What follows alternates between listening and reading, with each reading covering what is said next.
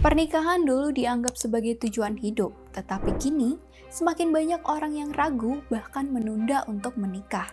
Apakah sekarang menikah masih menjadi prioritas atau hanya tuntutan sosial saja? Mari kita bahas faktor apa saja yang mengubah cara pandang generasi saat ini tentang pernikahan. Halo sahabat Kompas TV, kembali lagi bersama saya, Safira Prameswari. Topik marriage is scary atau pernikahan itu menakutkan lagi menjadi tren yang ramai dibicarakan di sosial media. Menurut tim jurnalis Data Harian Kompas, selama 1 dekade, jumlah penduduk yang berusia 15 hingga 49 tahun yang belum menikah meningkat 30,5%. Pada tahun 2012, ada 3 dari 10 warga yang berusia 15 hingga 49 tahun yang melajang. Di tahun 2023, angkanya naik menjadi 4 dari 10 warga yang masih melajang di usia yang sama. Lantas, alasan apa yang membuat masyarakat menunda menikah? Banyak warganet berbagi alasan mereka menunda pernikahan.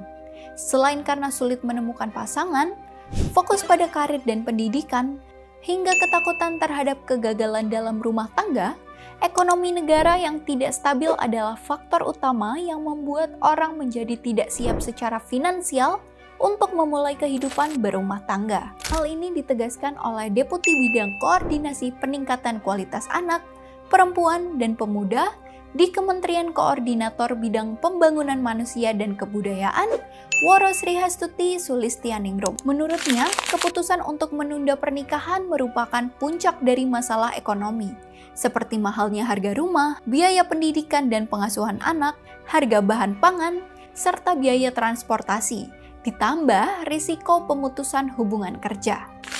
Sayangnya, dengan kenaikan harga yang tinggi, pemerintah kesulitan menyesuaikan peningkatan gaji. Selain itu, tingkat pendidikan kalangan anak muda juga semakin tinggi, sehingga mereka biasanya akan lebih melek terhadap konsekuensi yang akan dihadapi jika memutuskan untuk menikah. Contohnya adalah pertimbangan pilihan tempat tinggal setelah menikah.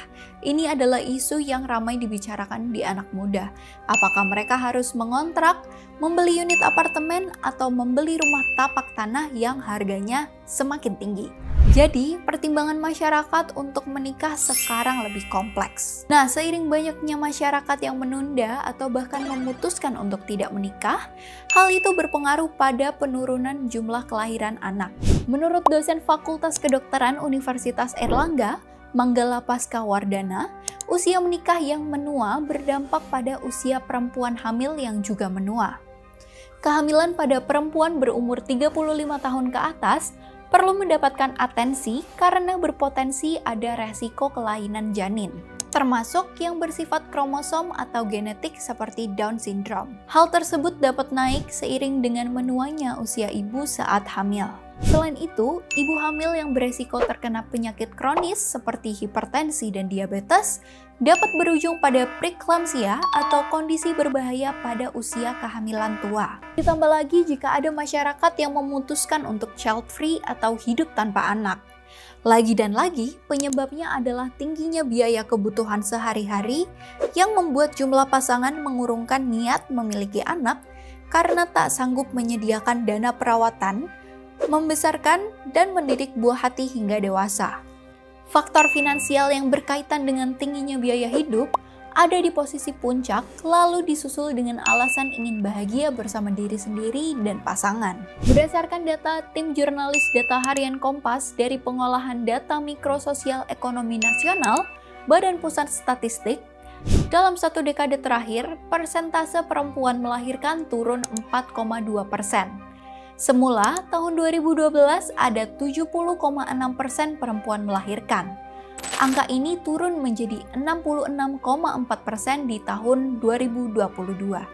Hal ini juga terlihat dari menurunnya angka kelahiran total fertility rate atau TFR, yaitu turunnya rata-rata anak yang dilahirkan perempuan di masa produktifnya. Tahun 2022, TFR Indonesia mencapai angka 2,13. Angka ini menurun dibandingkan tahun 2012 yang masih menyentuh angka 2,51. Dengan demikian, TFR Indonesia diprediksi akan terus turun. Proyeksi BPS dalam laporan proyeksi penduduk Indonesia tahun 2020 hingga 2050 menunjukkan bahwa tahun 2035 TVR Indonesia akan menjadi 2,02 dan di tahun 2045 turun lagi menjadi 1,95. Peneliti Badan Riset dan Inovasi Nasional, Dewi Harvina, melihat jika penurunan jumlah kelahiran terus terjadi, dampak jangka panjangnya adalah peningkatan jumlah penduduk lanjut atau lansia. Beliau khawatir proses perawatan lansia akan semakin berat, karena saat ini perlindungan terhadap lansia masih terbatas. Baik dari segi kesehatan maupun segi ekonomi, belum banyak lansia yang memiliki jaminan atau dana pensiun. Selain itu, penundaan menikah bukan hanya berdampak pada angka kelahiran saat ini, tetapi juga memiliki implikasi pada kondisi kesehatan dan struktur demografi jangka panjang di masa depan. Pertanyaan kapan nikah, yang dulu dianggap sebagai hal sederhana, ternyata kini menyimpan kompleksitas yang luar biasa. Dengan meningkatnya tekanan ekonomi, kesadaran tentang kesehatan, dan perubahan struktur sosial, keputusan untuk menikah bukan lagi sekedar menjadi pilihan pribadi karena memiliki dampak yang luas kepada masyarakat dan juga masa depan negara. Jadi bagaimana menurut sahabat Kompas TV? Apakah tren menunda pernikahan akan berhenti atau makin kuat di masa depan? Tulis pendapat kalian di kolom komentar di bawah ini ya. Terima kasih sahabat Kompas TV sudah menonton hingga akhir. Jangan lupa untuk like dan bagikan video ini ya. Kalau begitu, Safira pamit undur diri. Sampai jumpa di episode selanjutnya.